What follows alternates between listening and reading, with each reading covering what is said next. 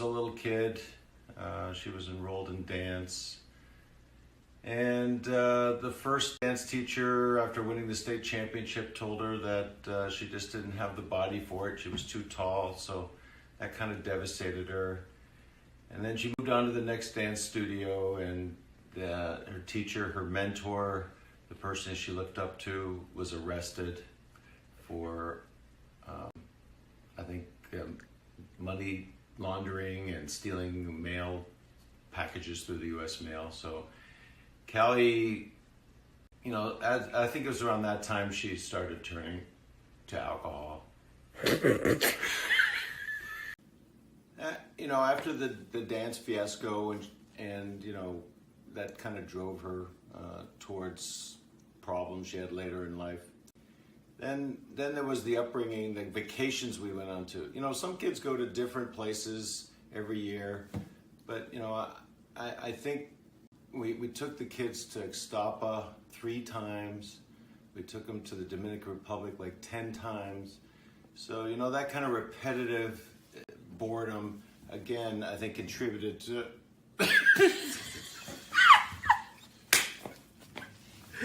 You gotta stop. Year after year, going to the same expensive resort, created a sense of boredom, I think, for the kids, and then all you could drink at Club Med, even as a teenager. I think that's what started part of the problems. And now, then she, after college,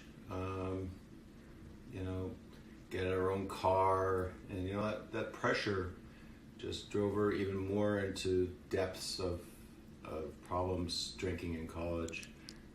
And then New York City. What can I say? New York City, some kids, like here, when they grew up, they had exercise machines in the house, elliptical trainers, and she didn't have that in New York. That's tough for a kid. So having to go to Equinox, I know it's Equinox is one of the most expensive gyms in the whole world, but it's not the same. There's no equipment at home. You don't have the 82-inch big screen TV, and I think it drove her deeper into depression. And then let's see, a few meaningless trips to South America, and then on to Hawaii. And Hawaii's tough. There's you don't have a lot of your friends around. I know she was staying at a $20 million mansion, but it wasn't the same.